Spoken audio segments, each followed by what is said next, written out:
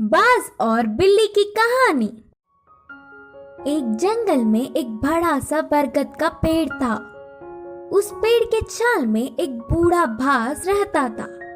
वह बाज अंधा था। इसके कारण वह कहीं बाहर नहीं जा पाता।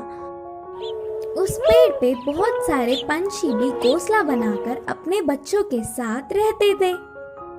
वह पंछियां पूरा दिन भोजन ढूंढने में लग जाते। यह बूढ़ा बाज पंछियों के बाहर जाने पर उनकी बच्चों को अच्छी अच्छी कहानियां बोलते हुए ध्यान रखता। शाम को घर लौटने वाले पंछी उनके लाए हुए भोजन में थोड़ा सा बाज को भी देते।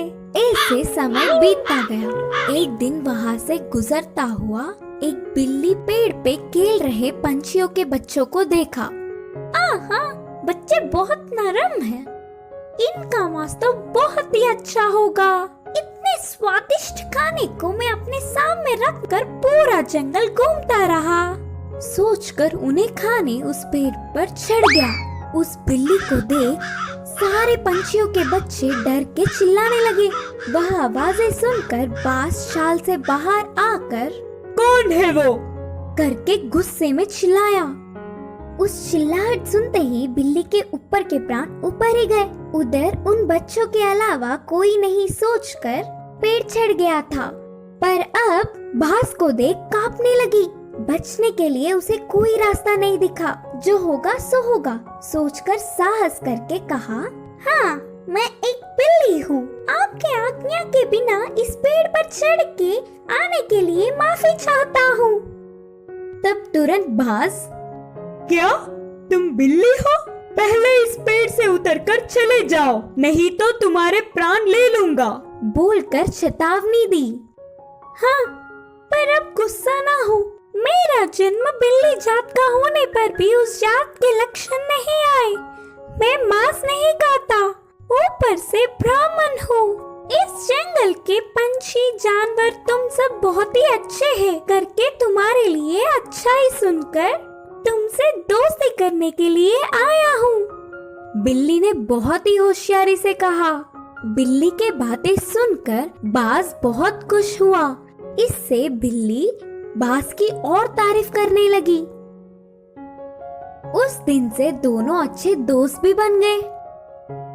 तब से हर दिन वह बिल्ली पंछियों के ना होने के समय पर बाज के पास आकर 1 घंटा बातें करके चली जाती। बिल्ली के मीठे मीठे बातों से पंछियों के बच्चे उससे अच्छे से मिल गए। ऐसे कुछ दिन बीत गए। फिर मौका देख हाथ आए हुए हर एक बच्चे को खाना शुरू कर दिया। बिल्ली खाने के बाद बिना किसी को दिखे उन बच्चों के हड्डियों को बाज के रहने वाले छाल में फेंक दिया। आगे आगे पेड़ पे रहने वाले पंछी अपने बच्चों को गायब होता देख वह सब एक दिन इकट्ठा होकर बाज के पास आकर अपने बच्चों के गायब होने वाले खबर पूछे। अंधा बाज उसे कुछ नहीं पता, लेकिन सारे पंछी बाज के घर जाकर देखा तो पूरा छाल पंछी के बच्चों की हड्डियों से भरा पड़ा था।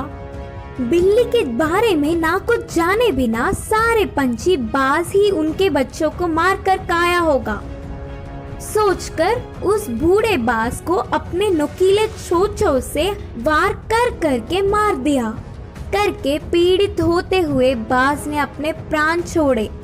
इस कहानी की शिक्षा है कि जन्मजात के लक्षण मरने से भी नहीं मिटते। कुएं में हीरे का कंगन। एक गांव में रामू नाम का एक लड़का रहा करता था। एक दिन जब उसकी माँ घर साफ कर रही थी तब उसे एक पुराने जमाने का सोने का कड़ा मिला। वो उसे अपने हाथ में लेकर कहने लगा, माँ, मुझे ये कड़ा एक दिन के लिए पहनने को दो ना। बेटे की इस ख्वाहिश को देखकर माँ ने कहा, ठीक है बेटा, पहन लो, लेकिन याद रखना कोई साधारण कड़ा नहीं है ये तो सोने का कड़ा है। आज इसे पहन लो और कल तुम्हारे पिता को बिना बताए हम इसे वापस अलमारी में रख देंगे। जैसे ही इसकी माँ ने कहा वो तुरंत कड़े को पहन के सारा गांव घूमने लगा। रात में भी उसने उस कड़े को खुद से दूर नहीं किया और अपने पास ही रखकर सुकून से सो गया। उस रात उसके गांव में चोर घुस आए और जिसके घर से उन्हें जो कुछ मिलता था, जैसे पैसे, जेवर, सोना, सब उठाकर ले जाते थे। सुबह जब उसके गांव वालों को पता चला कि उनकी सभी मूल्य चीजें चोरी हो चुकी हैं, वो सब शोर मचाने लगे। कितना ढूंढने पर भी चोर का पता नहीं चला। रामू की वजह से उसके पुरखों का सोने का कड़ा चोरी हो चुका था। ये सुनकर उसके पिताजी को बहुत गुस्सा आया और वो डांटने और मारने लगे। कुछ देर बाद उसने कहा, वो कोई खिलौना नहीं था जो तुमने खो दिया, वो मेरे पुरखों की निशानी थी। अब दोबारा मुझे अपनी सूरत नहीं दिखाना, निकल जाओ यहाँ से। बेटे को कड़ा देने के लिए वो अब अपनी पत्नी को भी डांटने लगा। वहीं रामू अपने पिता से मार खाकर बहुत दुखी होकर घर से रोते रोते निकल गया। पास के बगीचे में जाकर एक बड़े पेड़ के नीचे रोता हुआ वो बैठ गया। वहीं पेड़ के नीचे जो चोर ने उसका कड़ा चुराया था, वो चोरी किया हुआ सामान वहां बंटवारा कर रहे थे। वो दोनों चोर जोर जोर से बात कर रहे थे। ये सुनकर रामू को पता चल गया कि वो वही चोर है। वो धीरे से वहां से उठा और कुएं के पास जाकर कुएं में देखकर रोने लगा और कहने लगा कि उसके हीरों का कड़ा कुएं में गिर गया है। उसके रोने की आवाज सुनकर चोर उसके पास आए और रामू से पूछने लगे कि वो क्यों रो रहा है। रामू ने जवाब दिया, मेरे दादा बहुत बड़े पंडित थे और उन्होंने एक जमींदार के पास पूजा की थी, तो उन्होंने उन्हें तोहफे में एक हीरो से भरा हुआ सोने का कड़ा दिया था। वो कड़ा मैं मेरे घर वालों को बिना बताए पहन कर आ गया था और यहाँ आकर खेल रहा था और अचानक मेरे हाथ से वो कड़ा फिसल कर गिर गया था। जब मैं उस कड़े को हाथ लगाता था तब भी वो मुझे डांटते थे और अगर मैं उन्हें बताऊंगा कि मेरे हाथ से वो कुएं में गिर गया तो वो मुझे मार देंगे। हीरो का कड़ा कुएं में है सुनकर ही वो दोनों लड़ने लगे कि कौन कुएं में जाकर कड़ा लाएगा। दोनों अपने हाथ में रखे सामान को जमीन पर रखकर एक साथ कुएं में कूद गए। जैसे ही रामू ने ये देखा, वो तुरंत पैसे और जेवर लेकर भागकर गांव वापस आ गया। आकर गांव के बड़ों को उन चोरों के बारे में बताया। तब सब गांव वाले कुएं के पास आए और उन दोनों चोरों को पकड़कर मारा और उन्हें बहुत अच्छा सबक सिखाया। सबके जेवर और पैसे उन्हें वापस मिल गए।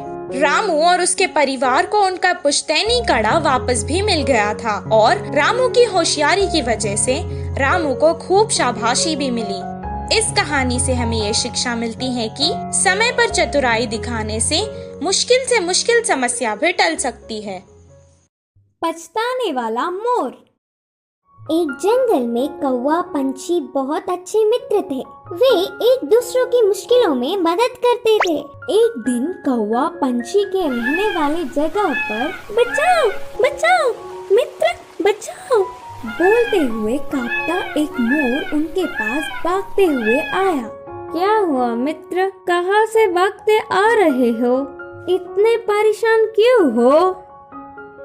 मुझ पर शिकारी की नजर पड़ी, वह मेरे पीछे पड़ता आ रहा है तो बचने के लिए भागता हुआ रास्ता भूलकर तुम्हारे सामने आई। अब तुम्हें ही मुझे बचाना होगा। अच्छा ठीक है यार, पंछी ने कहा। कौवा पंछी ने उस मोर का साथ दिया। फिर से वापस जाने के लिए रास्ता भूलने के कारण कौवा पंछी के साथ वहीं रहते हुए मोर अच्छी मित्र बन गई। उनकी मित्रता कुछ दिन अच्छा था।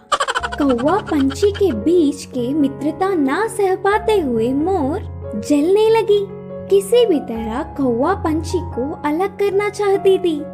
एक दिन कौवा भोजन के लिए बाहर जाने के समय पर मोर ने पंछी से कहा, मित्र तुम कौवे से इतना ज्यादा मित्रता बढ़ाकर बहुत ही नजदीक रह रहे हो। क्या तुमने उसकी बदसूरती कभी नहीं देखी?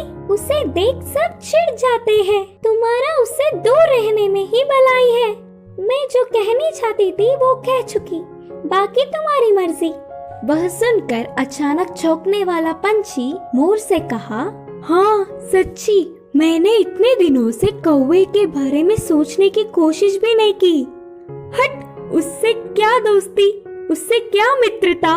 तुम्हारे जैसे सुंदर वालों से मित्रता करने से मेरा मूल्य और होदा बढ़ेंगे। उसकी चाल सफल हुई करके मोर खुश हुई। आगे आगे मोर पंछी के व्यवहार में परिवर्तन देख कौवा उन्हें उसे दूर करने की बुरी सोच को समझी। एक दिन, मित्रों, मेरी वजह से तुम्हें तकलीफ हो रहा होगा, इसीलिए इधर के पास में ही एक घोंसला बनाया। मैं वहाँ जाकर रहूँगा। चलता हूँ, करके कौवा उदास होकर कहा। वह अपने आप जा रहा है करके बोलने पर मन ही मन बहुत खुश होकर, अच्छा, अब तुम्हारी मर्जी मित्र, मोर और पंछी ने कहा। मोर और पंछी कौवे का भला टली करके खुशी मनाने लगे। ऐसे समय बीतता गया। पुराने मित्रों को छोड़ के आए हुए बहुत दिन होने से कौवे को उन्हें देखने की इच्छा जागी। पुरानी जगह पर उड़ता हुआ आया। उसी क्षण अपने पंख खोलकर नाचने वाले मोर पर एक शिकारी ने निशाना लगाया। कौवा देखा और परेशान हुआ। हटो वहाँ से, मोर मित्र, हटो, खतरा खतरा बोलकर जोर से चिल्लाया। पास में मरी हुई सांप को अपनी चोंच से पकड़कर शिकारी पर छोड़ा। सांप अपने ऊपर गिरने से, बचाओ बचाओ, सांप सांप बोलते हुए जोर से चिल्लाकर डर के शिकारी वहाँ से भाग गया। यह सब देखकर मोर के होश उड़ गए। भागते हुए आकर कौवे की चरणों पर गिरी और रोते हुए कहा, माफ कर दो मित्र, सुंदरता के घमंड में मैं मेरे मुश्किल समय में मदद करने वाले तुम्हें धोखा दिया, लेकिन तुमने मेरे प्राण बचाए। तुम्हारा कर्ज कैसे भुगतान करूं? तब कौवे ने कहा, पछतावे से बड़ी कोई सजा नहीं, मैंने तुम्हें पूरे दिल से माफ किया। तभी आई हुई पंछी पूरी बात जानकर दुखी होकर अपनी की हुई गलती पर शर्मिंदा होकर सिर झुकाया। फिर तब से कौवा, पंछी, मोर हमेशा की तरह अच्छे मित्र जैसे रहने लगे। इस कहानी की शिक्षा है कि अपने भूलों को भी भुलाने वाला ही सच्चा मित्र होता है।